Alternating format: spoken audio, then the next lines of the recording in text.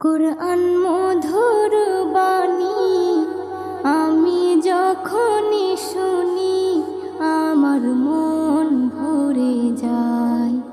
কুরআন মধুর বাণী আমি যখনই শুনি আমার মন ভরে যায়।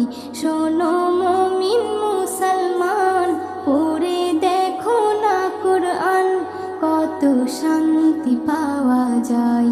কুরআন